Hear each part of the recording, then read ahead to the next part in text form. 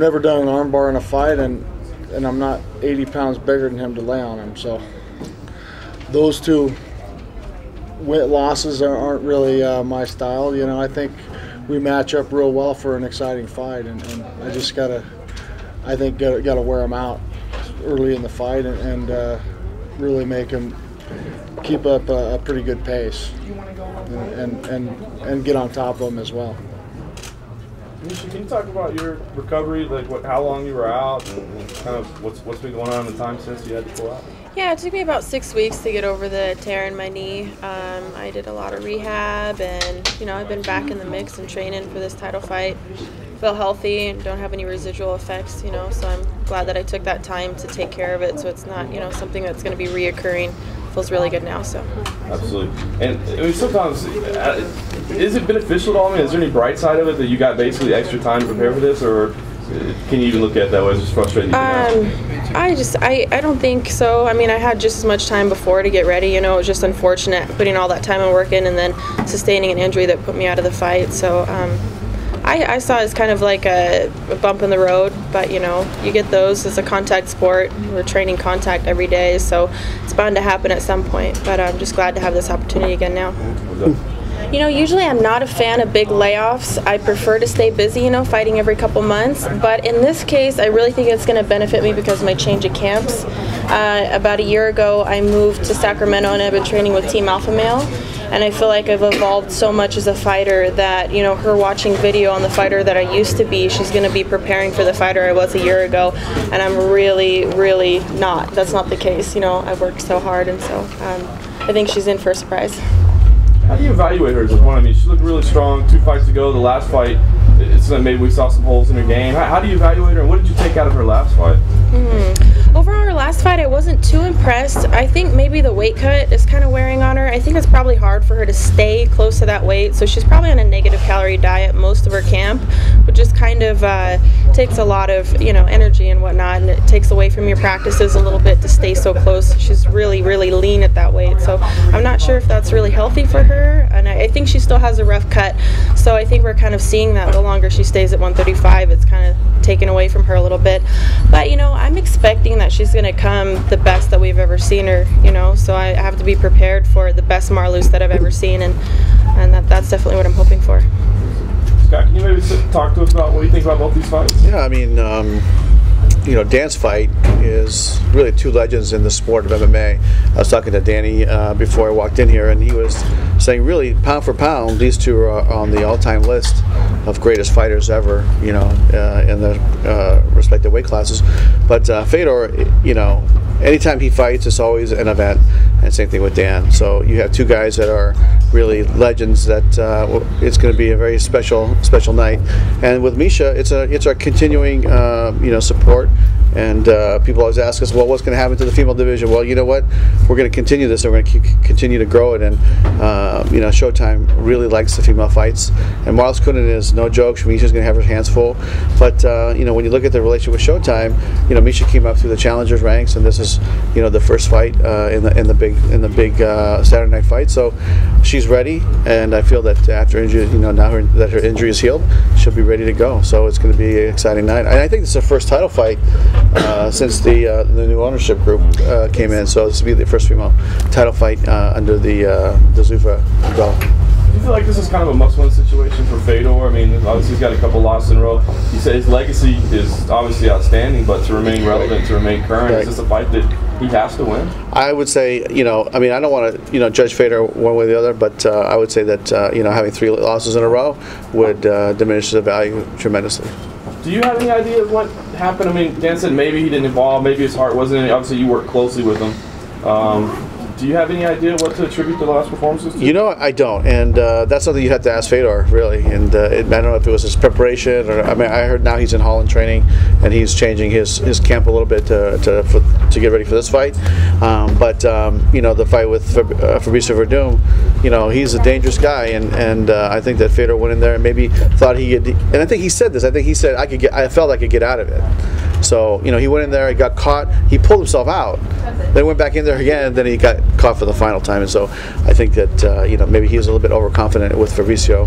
And Bigfoot is a he's just a big giant, and so, you know, there's somebody like that, you know, mounting you and punt. I mean, it's going to be, you know, a situation where I don't think anybody would like to be even Fedor Emelianenko. Oh yeah, I mean that's huge. That's very important for me. That's why I'm hoping that Marlus comes just as ready as I am, because you know, as much as I would love to go out there and just, you know, knock her out in 10 seconds, I mean, for the big picture, I want both of us to go out there and battle it out and show that, you know, what women's MMA is really all about. I feel like we're both very talented, well-rounded, good representations of women's MMA, and I want to put on a fantastic fight that people really notice, and it raises the bar of what people think women's MMA is all about.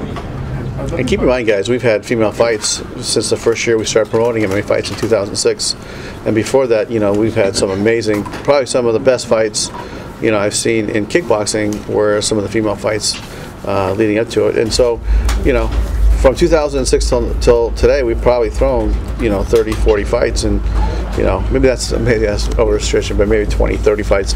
We've had a lot of fights, and we haven't had a problem finding matchups for these girls yet. Yeah, Strikeforce is really the only organization that has really tried to push that, you know, so got to give them props for that, but it's awesome.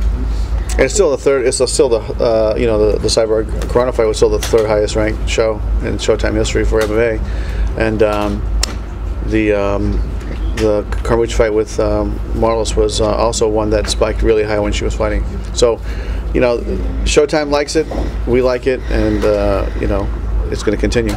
Can you give us a status on the semifinals of the heavyweight Grand Prix?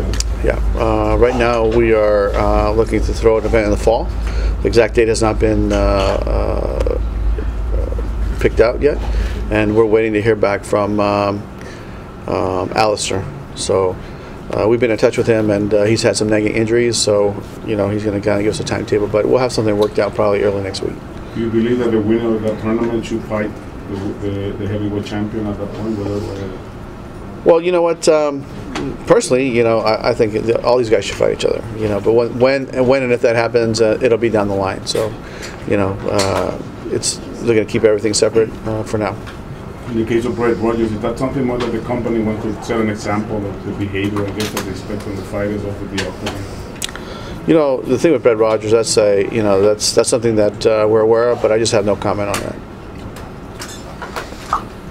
Scott, were you involved with Nick Diaz's transfer to the UFC? Yeah, I mean, here's the thing. When Nick was working his way over to UFC, we had talks with Caesar, and, you know, we had talks with Mike and Peter Dropic flew down. We all went and met with Caesar, and so it was a process, and you know, that was a very unique situation because of the boxing allowance that we allowed in the box, and so that's how that ended up working out the way it did.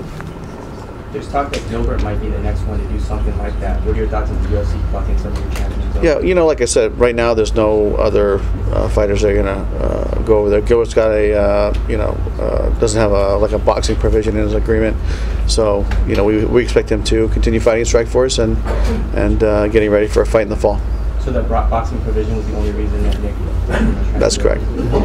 Because, you know, the idea was to keep him in MMA, and Nick, you know, Nick used that as a little chip. Dan, out of curiosity, would you be interested in vacating your title if it was the same situation?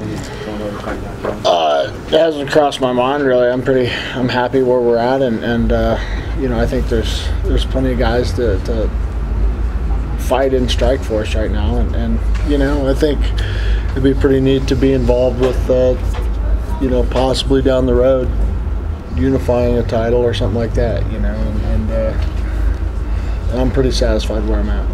You were a champ of Pride and then a Strikeforce. Does it cross your mind, you know, just making the triple crown, I guess?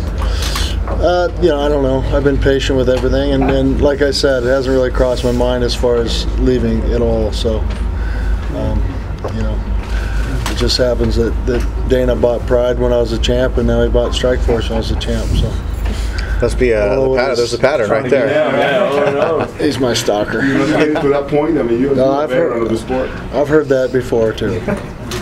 But you know, as long as I can keep beating the young guys, I'm satisfied too. I feel like I can still compete, and experience is invaluable in MMA. So I'm pretty happy with the way my career's gone and where it's going, and I'm not done yet. Does that mean that you really don't have like long-term goals at this point? Is it just fight-by-fight evaluation, what sounds interesting as it comes up, or do you have a path set for yourself? Yeah, not to lose again. I don't know how long I'm going to fight for. I'm sure I got 2 or 3 more years in me. I kind of liked having fights back-to-back for a little while and then take a little time off and do it again. So, I'm hoping to do that again. Towards the end of this year, going into next year, is have 2 or 3 fights back-to-back where I can not get too out of shape. Getting older now, got to keep my body in shape. Do you have any news or any updates on for the men's welterweight title? Any fighters that come up to kind of crowning the champion? I'm sure you guys heard about the Tyron Woodley fight. Okay, so that's not going to be a title fight, but I would say the winner of that fight, we're definitely keep our eye out, and we're about to sign another fighter that. Until it's done, I don't want to say who it is, but we're gonna start monitoring these guys, and then I think by the end of the year, you'll see a title fight happen.